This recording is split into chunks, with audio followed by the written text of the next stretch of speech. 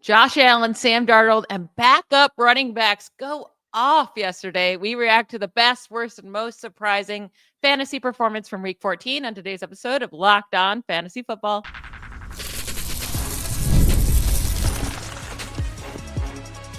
You are Locked On Fantasy, your daily NFL fantasy podcast. Part of the Locked On Podcast Network, your team every day. Welcome into the Locked On Fantasy Football Podcast. I'm one of your co-hosts, Michelle Magdziuk, and when I'm not doing this, I'm a researcher and fantasy analyst with NFL Network.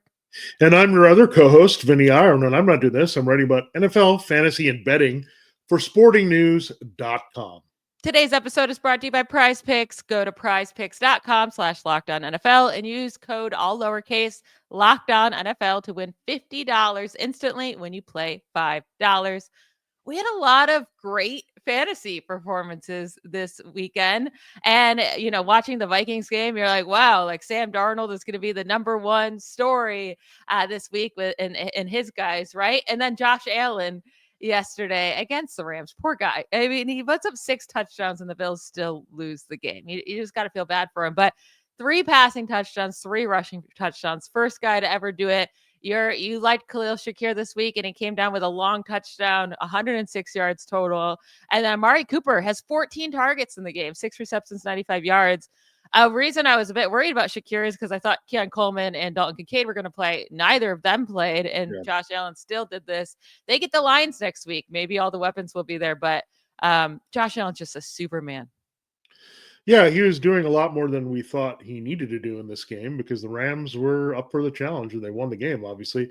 But I didn't expect the Rams to just light up this Bills defense, who had been playing really well of late. So that was a twist in this one where Josh Allen had to keep compiling. You also didn't get anything from the real running game with James Cook. So that was one of the disappointments. We'll get into that later. But it was just Josh Allen taking over. He had to take over because everything was failing. The defense was bad. The special teams allowed a touchdown. He had to do everything. So you had Amari Cooper and Khalil Shakir as his best healthy targets. He threw to them all over the field. I talked about it. The Rams are a pretty bad team in the slot, and that's what helped Shakir. But there's a worse team that performed. We'll talk about that in a moment as well in the slot.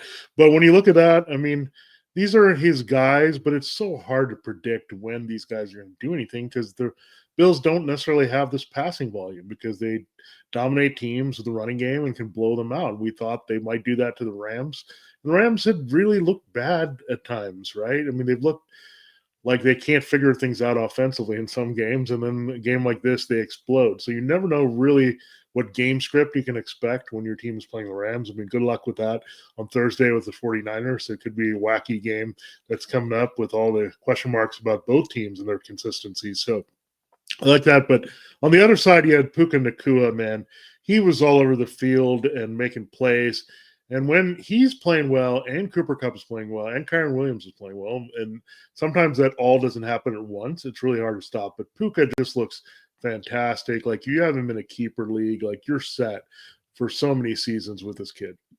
And I do have him in a keeper league, and it's fantastic. And he's starting to score touchdowns lately too as well. But every time I looked at that game, every time, because I was working during the game, but I try to watch it as much as possible.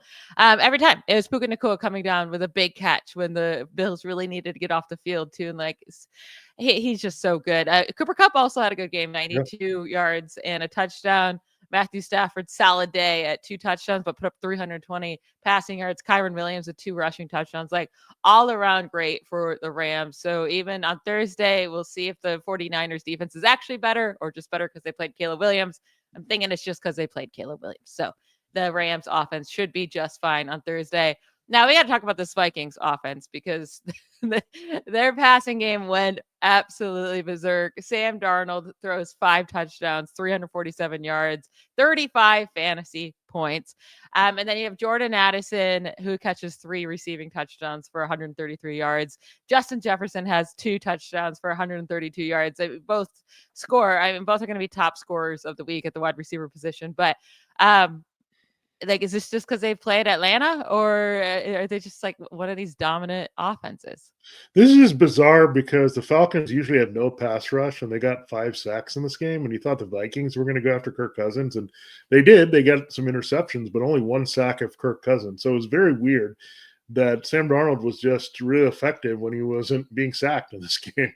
And you saw Jordan Addison again. We've talked about the Falcons in the slot. I mean, I saw one play where they had to play Justin Simmons there, and Justin Simmons cannot keep up with Jordan Addison, and he just got smoked by him on that play. Like, they're just trying anything to cover in the slot because they've had so many injuries, and Addison is good there. I mean, you can move him around. Then Jefferson was also uncoverable by this secondary, and again, it's like they got home with the pass rush, but when they didn't, Darnold had so much time to throw downfield and make plays with these guys. So, great game for him. This shows that sometimes it's a system, right? We've seen it with Baker Mayfield in multiple systems. We've seen it with Geno Smith. Sam Darnold is just in an elite system. We know that, right? Kirk Cousins puts up numbers in this. We like Josh Dobbs for a short time in the system. It is really good by Kevin O'Connell. And you have elite playmakers now. Addison is living up to being a first-round pick. Hawkins is the first-round pick. Jefferson is an elite receiver. So the weapons are there. The system is there. The protection is there. All that is there. And they also have high volume. And as soon as they saw Atlanta is going to stop the run, they're just like, no, we're just going to throw. So that's what I like about this offense. And it's going to be fun going forward, I think. And we'll see what they do with Sam Darnold next year. That'll be very interesting. Do they just flip to J.J. McCarthy? If McCarthy is going to be the guy, I'm going to circle him as a big-time sleeper because of how good this offense is. But, man, it was awesome and fun to see. And I had Sam Darnold in my lineup filling in for Jaden Daniels. I think he did a pretty good job. Yeah, I think he won a lot of people weeks this week. Now, the 49ers offense came alive against the team that Sam Darnold will be playing next week. The Bears is who the Vikings will play at home, which is good. But the 49ers played the Bears and absolutely destroyed them. I mean, this is the offense we've been waiting to see for a little bit now. Brock Purdy, I guess his shoulder is fine. I guess he just can't play in cold weather. I mean, he can't play in bad weather. He's going to be maybe another one of those Jared Goffs where it's like, it's bad weather, you do not play him. But when he's in nice weather, he's going to be a good start. George Kittle goes off for 6 receptions, 151 yards. Juwan Jennings brings in 2 touchdowns, 90 yards. Isaac Guerrero has a fantastic game with over 160 total yards and 2 touchdowns on the ground. But yeah, they get the Rams on Thursday. The only guy you don't want to play in this offense is really Deebo Samuel. He's done. He's cooked. Yeah, he's just not feeling it with Brock Purdy. I think they're probably going to move on from him, assuming Ayuk is going to be okay. They have Ayuk, Jennings. Jennings is under contract as well. They paid Kittle. So I think Deebo would be the guy that you would move to kind of help you pay Brock Purdy next year. And then you look at Isaac Guerrero. Bummer, it was the foot injury. We'll see what happens. I can't believe this. Like, how many backup running backs are you going to have to pick up from the 49ers? It's not enough for Elijah Mitchell and Jordan Mason and Isaac Guerrero. You might be looking at Patrick Taylor, who did score late in the game, by the way, when Guerrero was off and being checked out. So we'll see. Short week. It's dicey, right, to see if Guerrero can get on the field. Patrick Taylor might be the guy this week. And you can't discount any of these backs because we saw Isaiah Davis with the Jets. I mean, we didn't see the Breece Hall thing coming too early, and then when it was ruled out, I mean, he scored 2. So anybody that is a backup running back that's in a decent role, you even saw that with Amir Abdullah, you got to play it. I think the ultimate case of that was Zach Charbonnet. Now, I had Kenneth Walker in the league, but I have Charbonnet, and I have used him early this season when Walker was out, and I said, okay, I'll just plug in Charbonnet. Did I expect him to do this? No. But what I like about that situation, it's a clear handcuff, and this is why handcuff your guys. If I didn't handcuff Walker with Charbonnet, that team would be cooked in several weeks. But he's been exceeding expectations. So anytime you get that clear handcuff and you see the situation, go for it. Sometimes with 49ers, you have bad luck. But unfortunately, another thing that happened, Michelle, was that Rachaad White thing where we lost Bucky Irving early in that game. And that was really one of the worst injuries so far of the week, just because – man, you were counting a lot on Bucky Irving to bring your team home. Yeah, and Rachaad White had a great game because it was a good matchup. Had 109 scrimmage yards, scored twice. But yeah, Bucky Irving barely plays in that game before leaving with a back injury. I think at the Chargers next week, we'll see Irving plays. It'll probably be easier if he just doesn't, right? So, it's Rachaad White, and you can play him. Sean Tucker would then be a sleeper play. But Zach Charbonnet, Isaac Guerendo, as long as with Guerendo, we know Mason and Christian McCaffrey won't be back at least anytime soon. With Zach Charbonnet, as long as Kenneth Walker's not there, you're playing him. But all three of these guys, all three backups, finish right now as top 4 scorers at the running back position going into Monday Night Football. Crazy. And lastly, I want to hit on some wide receivers who did well. It's, these duos that have been struggling, but Tyreek Hill, Jalen Waddle each have really good games this week. Tyreek Hill even scored another touchdown, 115 yards.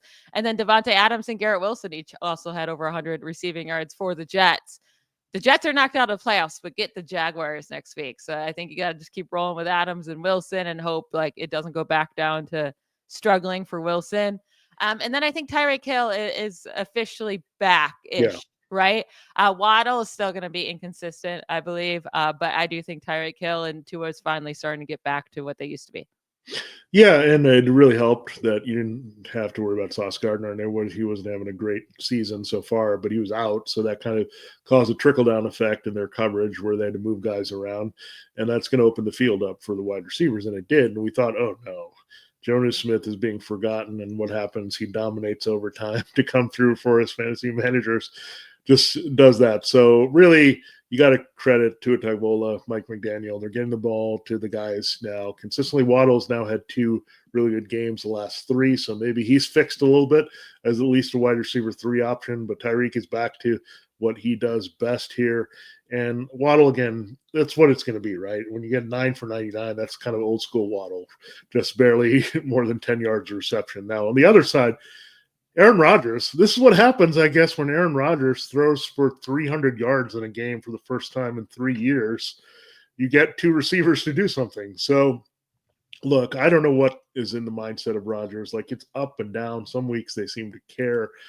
This week, it probably helped that maybe Breece Hall wasn't in the lineup, so they didn't have to force anything with him. So they're like, we'll just chuck it to Adams and Wilson, and they both went nuts. We didn't love Wilson. I actually did kind of like Adams this week, but, man, I mean, I also didn't expect Rodgers to throw for 300 because we haven't seen it. So I don't know. Do you trust these duos going forward? Let's look at it that way. I'll trust him for this week, and I'll make up my mind after that. But they both have nice matchups. The Dolphins get Texans this week. It is on the road, and I like the Dolphins offense more at home, but it's in a dome, and you can beat up on the Texans' pass defense. And then, of course, against the Jags, you're going to like that duo to have at least potential. But we got fooled by the Bears yet again, right? Anytime they start to pull people in, they pull a big, big stinker on you. So if you had DeAndre Swift or Caleb Williams or DJ Moore or Keenan Allen, you were not happy at all. We have to discuss the Bears offense and the rest of the most disappointing performances of the week right after we take a quick break. History, economics, the great works of literature, the meaning of the U.S. Constitution. Did you study these things in school? Probably not. Or even if you did, maybe it's time for a refresher. Time and technology have changed a lot of things, but they have not changed basic fundamental truths about the world and our place in it. Our sponsor, Hillsdale College, is offering more than 40 free, that's right, free online courses. Some of those courses include Constitution 101, the meaning and history of the Constitution, Introduction to Free Market Economics, the rise and fall of the Roman Republic, and a brand new documentary-style course on Marxism, socialism, and communism. All of Hillsdale's courses are self-paced, so you can start whenever and tune in wherever. Plus, you can go deeper with readings, quizzes, discussions, or just enjoy the lectures. Go right now to hillsdale.edu/lockedon to enroll. There's no cost, and it's easy to get started. That's hillsdale.edu/lockedon to register. hillsdale.edu/lockedon. All right, it's holiday season, so you have to listen up here if you're looking for a big winning, because today's episode is brought to you by Prize Picks. If you love watching the game, you're going to love Prize Picks, the easiest and most exciting way to play daily fantasy sports, whether it's football, basketball, or any of your favorite sports. Prize Picks makes your holidays bigger and brighter. That's why you have to check it out right now. You can win up to 200 times your money only on Prize Picks. Plus, this holiday season, they're giving away $30+ million in rewards during Picksmas and offering 2 free picks in December. So when your picks hit, Prize Picks makes it easy to cash out. You get your money in as fast as 15 minutes. This week, you want to check out the games. We do have one more game. So we love Chase Brown and T. Higgins this week. So those are good guys to get in on here if you want something with Prize Picks on Monday night. It's quick, simple, and so much fun to challenge yourself and your friends. Get in on it now. Download the Prize Picks app today and use the promo code LOCKEDONNFL to get $50 instantly after your first $5 lineup. That's right, $50 instantly when you play just $5. Prize Picks, run your game. All right, Michelle, let's get into the bad stuff that we didn't like this week. All right, we talked about the Chicago Bears. I don't get it. Maybe moving Thomas Brown from the offensive coordinator to the interim head coach kind of messed things up here because they had some good offensive mojo. I don't know what happened. It took them so long. Caleb Williams put together some modest garbage stats late in the game. It was still not great. But, yeah, I don't know what happened to everyone. All the people that were red hot, DJ Moore, Keenan Allen, they disappeared in this game. Yeah, and this is like I just have wanted nothing to do with the Bears offense, and I've missed a couple times on DJ Moore and Keenan Allen. Like DJ Moore's a fine wide receiver 2, like low end wide receiver 2 to play any given week because he does have the high upside. But like Keenan Allen, I'm fine missing on the couple games that he has good games. Like because you're going to get so many of these 3 for 30 or just he's not going to be involved. And Caleb Williams is not to be trusted this year. Like I've been just staying away from this Bears offense altogether. And I'm going to continue doing that. Rome Odunze brings in 2 touchdowns. People might get excited about that. Sure, 4 receptions for 42 yards. Like I don't really want to chase that performance. Yeah, I mean, I wish they were a little bit more consistent in the way they distributed their targets. Like it's kind of all over the place from week to week. You really don't know. Even the matchup says one thing, they seem to go against it. Like this matchup said go to the slot, right? A lot with Keenan Allen. They didn't have the opportunity because the game was so far out of hand that the 49ers were like, okay, if you want to throw to Rome Odunze here late in the game, sometimes that happens, right? Like they just give up that player and just say, just do this. Because, I mean, I don't think the Bears were all that interested in this game. I mean, they've been kind of a home standing team playing better, more inspired. When they go away, it doesn't matter where they're playing. They just seem to be a little bit lost here. So I don't know if that's that, but I don't know. The Bears need a more positive offensive direction next year for me to buy into their players. And DeAndre Swift, Michelle, that was really disappointing because you had no Roshan Johnson in this game. So you thought, well, you have the backfield to yourself to do some things here. The 49ers were a bit leaky against the run, but they were just not prepared for that game. It's almost like they were sleepwalking through a late afternoon game. So really stinky there. Now, James Cook, speaking of late afternoon, I don't know what happened there. I guess they got behind and then just forgot about James Cook, but it was kind of weird because Cook is a good receiver. They didn't really use him much in that capacity. So I don't know what happened there, but I think it's just one of those bad games. You just go right back to starting him next week. Yeah, I mean, this is just what you're going to get sometimes when you play with Josh Allen. Josh Allen, who will take over a game if he needs to and kind of is a ball hog in that situation, but and steals the rushing touchdowns as well. Obviously, next week, it's not going to be the easiest matchup against the Lions. It's hard to be efficient against them, but we did just see Josh Jacobs score 3 rushing touchdowns against them. Cook could get his rushing touchdowns back.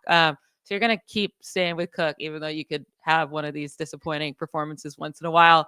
Now, Jaden Reed, though, I know this was on Thursday night, but I want to go back to it. 0 receptions. I don't like, he keeps being ranked high in consensus rankings, and I haven't really understood it because I think the beginning of the season really just like skewed our mind about him. But the last 4 weeks, it's been 23 yards, 26 yards, 24 yards. 0 yards. And I know in week 13, he had the 2 touchdowns, but again, it was on 3 receptions for 24 yards. So you're really just hoping for the touchdown because he's not getting target volume. He's not getting yardage. And I just think he's a really risky play in any given week. Yeah, it's just weird. I mean, their offense is a lot like the Bears, except they have Josh Jacobs, and you can rely on the running back. But like Jordan Love's, like you don't know what you're going to get from him in a given week. He's kind of the reverse James Cook, right? If Josh Jacobs steals all the touchdowns, then there's not much for Jordan Love to do. Then Dontavian Wicks shows up and makes some plays in this one. And Romeo Doubs, we thought he was going to play, and then he didn't. And Christian Watson, we thought he was going to be the beneficiary. He wasn't. So it just really an odd, just overall Packers offense. They don't really seem to have a go-to guy anymore. And Jaden Reed, again, you should not have 0 catches for this guy. I mean, he's a really special playmaker. We'll see what happens against the Seahawks this week. It's a Sunday night game, so maybe there's a shot that he can do a little bit more, maybe a few more points being scored back and forth in the passing game, which is what we're looking for with Reed. I mean, there's too much rushing in that Lions-Packers game. So we'll see. Speaking of the Seahawks, I did not like DK Metcalf. Jackson's been the jigba. He's been just killing it. But there's something seemed to be off. 4 catches, 49 yards. Seeming a little bit off with Geno Smith and DK Metcalf of late. Yeah, all of it's going to JSN, or they're running the ball a lot, and it's not leaving a lot for DK Metcalf. But yeah, it's been 3 straight disappointing weeks for him in fantasy, and I feel better about sticking with DK than I do Jaden Reed, just because it hasn't been as bad. But really, I do think he needs to start being ranked down a little bit lower. Now, one guy I'm not as worried about, AJ Brown. He went 4 receptions for 43 yards. 2 down weeks of the last, actually 3 out of the last 4. It hasn't been super exciting for him at all. But Hurts has rarely had to throw the ball lately. And his passing yards the last 3 weeks have been 108, 118, and 179 or something like that. So he hasn't had to pass the ball. If they get the Steelers this week, they might have to pass a bit more. I'm not worried about AJ Brown. You keep plugging him in. Yeah, I think AJ Brown has a good rebound week this week because, again, they're playing the Panthers, and that was odd. They didn't try to pull away and just pour it on with the Panthers. They're just okay, we're going to hold off and win this game. It was quite obvious they were looking ahead to the matchup with the Steelers next week and just trying to get out of this game. But yeah, it's hard to get your receivers involved when you don't have passing volume. And again, we've talked about this, teams being too good. If their defense and running game is too good, you're not going to get a lot of passing. But again, I think they're going to be forced to put up in the air. The Steelers can give up more through the air than on the ground here. So Saquon might be a little contained, and that could help A.J. Brown and Devonta Smith this week. But Devonta Smith did score coming back, so that was good to see. And look, it also is good to see that Jalen Hurts gets his fantasy points, even if he doesn't pass. He can run, he can score, and so that's always good to see. There, I mean, really wasn't a great overall game for Jalen Hurts, but he didn't have to because he did so much on the ground. So that was that. Now it was a great fantasy day for him. Yeah, he always figures he's a compiler, and you can always trust him. Again, Josh Allen gets all the flash, but Jalen Hurts week in and week out also gets it done, even when he doesn't have a lot to do on the field. Yeah, and then last guy to talk about here, Brock Bowers, 3 receptions, 39 yards. The bigger concern here is that Michael Mayer gets 7 receptions, 68 yards, and 9 targets. The even bigger concern is Aiden O'Connell goes down with a fractured leg. Now, Desmond Ridder is going to be the starter, you would assume, right? And Desmond Ridder comes in, and I don't feel great about Desmond Ridder, and we don't know if maybe he and Bowers just doesn't have that connection. They get the Falcons next week, which is technically a Desmond Ridder revenge game. So maybe he has a good game. Bowers, you're going to have to keep plugging in for now, but it might be a little hard to trust him to be super confident about him, I guess, in our rankings moving forward with Ridder. Yeah, it's going to be tough. I mean, I guess they used Jacoby Myers still in the slot, so he's probably going to be the best option there. Again, so we talked about the Falcons' struggles inside. I mean, they've been using Myers more outside, so we'll see. I have to pay more attention to if Desmond Ridder has chemistry with any of these, but what a disaster for the Raiders. I mean, come on, go get Shedeur Sanders next year. Let's open up these guys.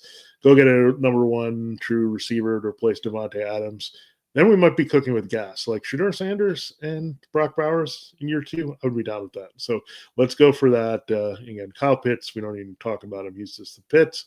He stinks, and Kirk Cousins stinks. So that's no surprise there. Now, we will get into some early waiver wire discussion. Yeah, we still need waiver wire, even though we've got all the teams back from a bye, because it is a big playoff week in fantasy for a lot of you. So if we need some replacements or some good people talked about, we'll do that in our final segment. This episode of Locked On Fantasy Football is brought to you by FanDuel Sportsbook. It's America's #1 sportsbook for a reason, because right now new customers can bet $5 and get $150 in bonus bets if you win. The FanDuel Sportsbook app gives you everything you need to place live bets on the NFL all in one place. You can get on the action tonight with that interesting game, because the Bengals and Cowboys still barely alive for the playoff hunt in their respective conferences here. So big game for both teams. We'll see how it plays out. There's a lot of ways you could look at that one. So you can figure it out yourself. So when you get a hunch in the middle of the game, you can check out the latest stats, view live play-by-play, and so much more on the same page where you place your live bets. Just visit FanDuel.com to join today. You'll get started with $150 in bonus bets if you win your first $5 bet. That's only at FanDuel.com. Never waste a hunch and make every moment more with FanDuel, an official sportsbook partner of the NFL. All right, Michelle, let's talk about the early waiver wire. We had some injuries that kind of really affected things, and some of these were late, right, that we didn't kind of get the read on until later in the week. George Pickens missed the game. Van Jefferson was the guy who scored, not Calvin Austin in that game for the Steelers. Bucky Irving, he went down, and Rachaad White took all the fun and scored. Jonathan Brooks went down there. And then the other injury we had was Breece Hall not playing. That was a quick twist. Everyone was trying to jump on Isaiah Davis. He ends up scoring here with his production. So let's start there, Michelle. I think you look at him, 10 carries, 40 yards, touchdown. He also caught 27 yards in his 3 receptions here. So Isaiah Davis, I mean, is he a guy that we're going to keep thinking about going forward? It is the Jaguars this week, and he did look like the better back than Braylon Allen. I mean, yeah, in 1 week, I guess, right? He put up a little bit more production. They split 50-50. It wasn't like one guy. Braylon Allen played 37 snaps. Isaiah Davis played 36. Davis was a little bit more productive, getting 4 yards per carry, while Braylon Allen was at 3.9. Allen had 38 yards on 4 receptions, while Davis had 27 on 3. It was just Davis got the one touchdown, right? The one rushing touchdown. And it wasn't even necessarily around the goal line. It was 8 yards out. So we don't know what they would have done if they got closer to the goal line. I don't know. I think you could start both of them low end, running back 2s, maybe flex more. But I do think against the Jags next week, both are going to be options. Yeah, we have to look at every option possible. We said any backup can do something here. And another kind of backup, I guess he's kind of been the pseudo replacement for Chris Godwin. Jalen McMillan, it's interesting. You had the 2 receivers from Washington. Remember, before the season, we thought Jalen Polk was going to do something for the Patriots. That's yet to materialize. But Odunze was a star at Washington. So is Jalen McMillan. Everyone forgets about how good he was in college, but he really gets 2 very easy touchdowns against the Raiders. I don't know if you're going to chase those points, but it is interesting. They opened him up. He had 4 receptions, caught 2 for touchdowns, 59 yards. One was on a wide receiver screen where he was literally high stepping at the end of it because there was no one around him. So I think that might be a bit fluky, but then again, he's a guy I think maybe you like in longer term. I don't know how much he's going to give you in the short term. Yeah, he is a 3rd round pick, so maybe longer term, but definitely would never trust playing him. I mean, we're getting into the fantasy playoffs now. Unless I just need a body in my lineup, and I'm just but most likely you're not going to be in the playoffs if that's the case. You're not picking him up or trusting him. Now, one guy that really shocked me this week, it's Adam Thielen, because he had that big week in week 13 with 99 yards and a touchdown. He got a really hard matchup against the Eagles on the road. And you're like, we both agreed we didn't like him this week. And he gets 11 targets, 9 receptions, 102 yards. So I guess he's back to being just peppered with targets. The efficiency's not there at all. But if you're going to get 10, 11 targets and catch almost all of them, then it's still going to be good, right? And he gets the Cowboys next week. So I guess Adam Thielen, especially if you're in a full PPR league, is a really solid play. Yeah, what's happening slowly, it didn't happen immediately, is that the Bryce Young – the influence of Dave Canales is starting to show up, right? And you're seeing that. They scheme guys open well. Bryce Young is showing a lot more confidence. He's letting it rip, even if he's a little bit covered. Now, what happened also that we didn't expect is they moved Adam Thielen around pretty well in this one, and the 2 rookies didn't have a very good day, Cooper DeJean and Quinyon Mitchell. They just were – he kind of used his, veteran savvy to get open. It was the old school Adam Thielen, right? I'm just going to work my way, use my body to get in position. Maybe we've always undervalued how good this guy is at running routes and getting open, right? So – yeah, he's still doing it when he's older. It's just very hard to trust. But I would think they're going to keep him as an integral part of the passing game because they got some injuries. They don't have a lot of trust or experience at other spots. We saw Bryce Young with Adam Thielen last year was pretty good. So again, there's some trust and chemistry there between the two. So again, you can definitely play Adam Thielen much more as a wide receiver 3 than even considering McMillan. Now, we need to talk about these Falcons wide receivers because, Kirk Cousins does stink. Kyle Pitts stinks. Drake London just is what he is. Like, he's solid enough. He's pretty consistently good, not great. But Darnell Mooney has a great game, 6 receptions, 142 yards. I think with him, like, whenever they're playing a defense that you can beat deep, like Darnell Mooney's good because of speed, exactly. right? And you know, like those kind of matchups. He struggled the 2 weeks prior because he played the Broncos and the Chargers, harder matchups to exploit deep. He gets the Vikings. Like, that seems easier. But Ray McLeod is really the guy we need to talk about because it's been 2 straight weeks now. He's put up 95 or more receiving yards. He actually played on his fewest amount of team snaps in a long time. He only played on 65% of snaps. He was up at like 95, 98 prior to that, but he gets 11 targets, 8 receptions, 98 yards in this game. They get the Raiders next week. Like, I guess Ray McLeod is now the 3rd target instead of Kyle Pitts. Yeah, let's hope they can do something here with this matchup that adds into touchdowns for Kirk Cousins. Like, he's putting up yards, but there's no touchdowns and a lot of interceptions. Yeah, and I still don't get why Kyle Pitts just gets targeted in very specific downfield situations and not really give him the opportunity. So maybe they just know Kyle Pitts stinks and they want to go more 11 personnel and try to mask him a little bit and just use him in certain situations. But I don't know how that is, but maybe Kirk Cousins and him have just not felt it all season. Definitely Kirk Cousins and Mooney are feeling it. But talk about the Raiders matchup. I mean, that is great for all these guys to get going. Like, let's hope that Kirk Cousins can put up 3 to 4 touchdowns in this game. Like, that's where I would try to get. And it's kind of annoying also that they do just enough in the running game to pilfer some touchdowns, right? Between Tyler Algier scoring and Bijan Robinson, there's not a lot to get through the air. So it's kind of like an inconsistent, unbalanced offense. It's just weird. So I don't know. I think you're right, Mooney, the matchup, if they can stretch the field, play Mooney. Ray McLeod is just really hard to trust. You want a little bit more from Drake London and Pitts because of that. So unfortunately, I think it's more that McLeod is going to make it frustrating for managers of those other 2 players versus McLeod having real reliable value. Yeah, if you're in a full PPR league, I do think he's a viable option to pick up and start if you need someone, but it's definitely going to be risky. And one last thing I want to bring up, the Jonathan Brooks injury, it's confirmed that he retore his ACL. Poor guy. I mean, this stinks for him so much. He only got to play a couple games, and now this is going to go into next season, and who knows when he'll be ready. But Chuba Hubbard now, I mean, it's not like he was affecting him all too much anyways. But last week, we did start to see Brooks start to eat into some of it.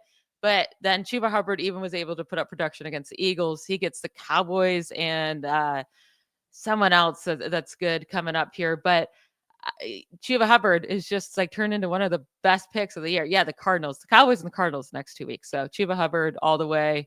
And next year, it looks like Chuba Hubbard's going to be a good middle round pick again. Yeah, and it seemed fortuitous now that the Panthers signed with a contract extension, so that showed some faith in him, and this is why, because the other backs cannot stay healthy. Sanders was kind of shut down earlier in the season as well, so a lot of Panthers talk on this show, but maybe the Panthers just might have some fantasy value here for you down the stretch, and it'll be a lot of fun to see some of these rising younger teams give us a little bit more fantasy to think about in the last few games. Absolutely. Now that's it for today's episode. We are going to start on week 15 prep. Most of you are probably going into your fantasy playoffs. We have to get ready to win you that first week of those playoffs. So we'll be back tomorrow to dig in deeper to our waiver wire rankings. I want to thank you all for giving us a listen. Please hit that subscribe button on YouTube if you're listening there. If you're listening on a podcast app, give us that like, give us that subscribe, give us a review. Thank you so much. Talk to you tomorrow. Bye, y'all. Bye, y'all.